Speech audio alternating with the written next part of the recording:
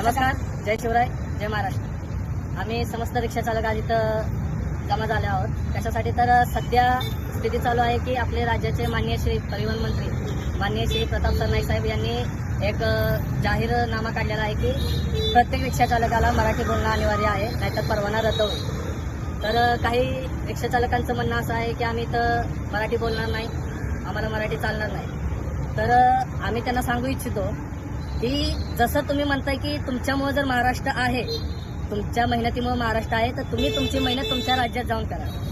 इथं आम्ही सक्षम आहे। मराठी माणूस पहिलाही देशासाठी आणि राज्यासाठी घरातनं एक ना एक माणूस लढाईसाठी उतरत होता। तसंच आपल्या प्रत्येक रिक्षा चालकांनी ही जिम्मेदारी घेतली की 4 मेला जर तुम्ही आंदोलन केलं तरी काही फरक पडणार नाही। प्रत्येक नागरिकाला आम्ही काही त्रास होऊन देणार नाही। आम्ही जिथं 8 तास रिक्षा चालवतोय तिथं आम्ही 2 ते 3 तास एक्स्ट्रा चालवू। तसेच आपल्या प्रत्येक मराठी माणसाची ही जिम्मेदारी आहे, ही फक्त रिक्षा चालकांची जिम्मेदारी नाही। 4 तारखेला जर नागरिकांना त्रास होत असेल तर आपल्या प्रत्येक मराठी माणसानं जे कोण 2 व्हीलरवरनं ऑफिसला जात असतील, 4 व्हीलरनं जात असतील, त्यांनी नागरिकांना आपल्या लिफ्ट द्यावी। जर त्रास होत असेल आम्ही तर त्रास होऊन देणार नाही। तसेच आम्ही सांगतोय जर 4 तारखेला आंदोलन झालं, 5 तारखेला प्रत्येक स्टँडच्या अध्यक्षांना रिक्षा चालकांना हे आव्हान आहे की आपल्या प्रत्येक स्टँडवरती जसे रिक्षा चालकांनी बॅच असल्यावरतीच रिक्षा स्टँडवरती उभं राहावे असा नियम आहे, तसाच दुसरा नियम असाही राहील की जर मराठी बोलता येत असेल तरच रिक्षा चालकांनी रिक्षा स्टँडवरती रिक्षा लावावी।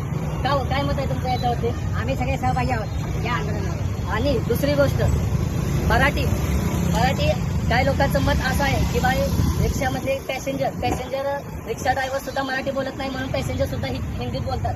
पण हेही नियम आपल्याला टाळायचे आहेत, आपल्याला कंपल्सरी मराठी करायचे आहे। आणि तसेच काय जे म्हणतात की आम्ही इतक्या मराठी का म्हणून शिकू किंवा काय करू, तुम्ही 10-15 वर्ष इथे राहतात, मराठी ही मातृभाषा आहे। आम्हाला काही थोडं मनाला शांती असे की काही लोक परप्रांतीय असून सुद्धा मराठी भाषेला स्वतःचा अभिमान मानून ते काही लोक परप्रांतीय रिक्षा चालक मराठी बोलतात। मग तुम्हाला काय प्रॉब्लेम आहे? तुम्हाला मराठी शिकता येत नाही का? आणि तुम्ही जाहीरपणे हे प्रत्येक मराठी माणसाची चूक अशी आहे की आज ह्या माणसाला तुम्ही खांद्यावर घेतले, उद्या हे तुमच्या काळात मुतायला कमी करणार नाही।